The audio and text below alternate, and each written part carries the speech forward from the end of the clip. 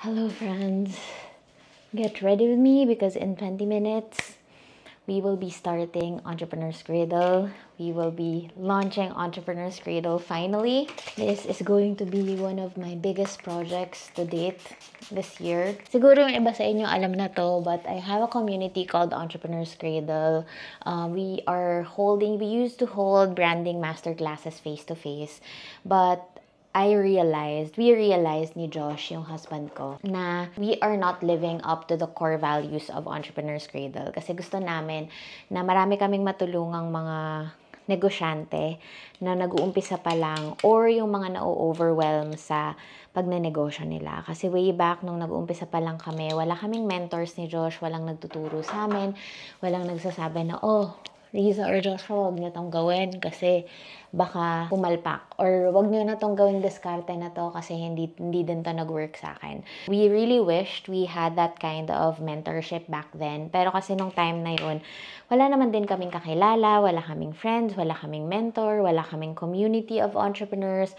So when we had or gathered enough information and lessons and failures about business, we realized na wait lang, we really want to give back to entrepreneurs by building a community and helping people to build their brands mindfully, sustainably, and with integrity. So, that's why we launched Entrepreneur's Cradle. So now, dating face-to-face siya na branding masterclass.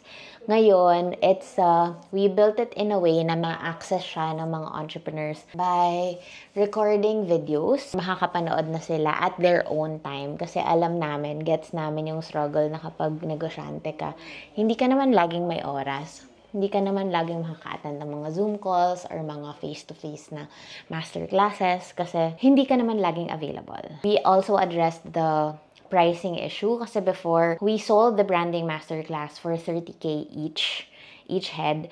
But we understand na yung struggle nga ng mga entrepreneurs, lalo yung mga nag-umpisa pa lang, is that hindi naman parating may budget para mag-attend ng mga ganito. So, with the core values in mind na makatulong sa mga negosyante na nag-uumpisa pa lang, sabi namin, why don't we make it a subscription?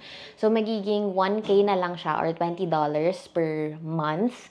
At least mas magaan yon compared to the 30K na isang bagsakan. Tsaka, 'di ba, yung iba or yung difference ay pwede mo pang maparolyo sa negosyo mo. So the branding masterclasses, or actually we have two courses na inside. Number 1 is the branding masterclass. Next is business 101. This is really catered to entrepreneurs na nag-umpisa pa lang or nakaumpisa na pero kailangan ng guidance. Tapos magkakaroon din ng weekly founder-led calls. So, it could be on Zoom, it could be face-to-face, ganyan.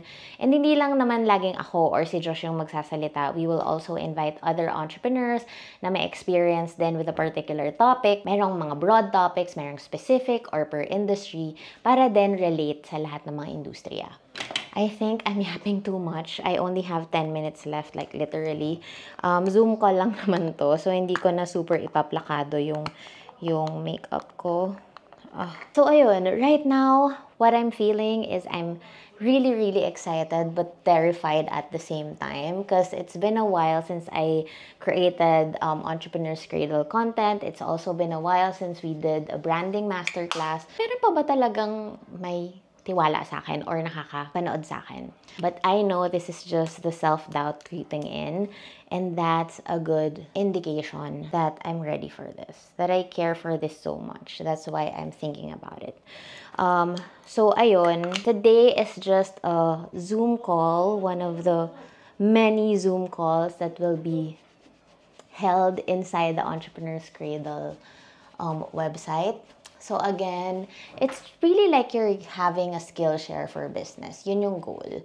Maraming mga videos na gagawin or masterclasses na or courses na gagawin inside the website para no matter what level of entrepreneurship journey you're in, makakahanap ka ng mga classes na built for you. And also, sobrang excited ako sa mga iyayabang ko talaga is the Entrepreneurship Cradle community or the EC community. Kasi ito yung mga negosyante na talagang walang gatekeeping, walang yabangan, walang mga pataasan ng ihi, if you know what I mean. Kasi 'di ba sa ibang mga community parang, oh my God, ma-intimidate ka talagang sumali. Kasi, ba yan? Ba't parang lahat ng mga tao dito nagyayabangan? So, ayun, doon talaga ako pinaka excited and proud at the same time. So, there you go. If you are looking for a community that can help you with your businesses, you might really want to consider Entrepreneur's Cradle.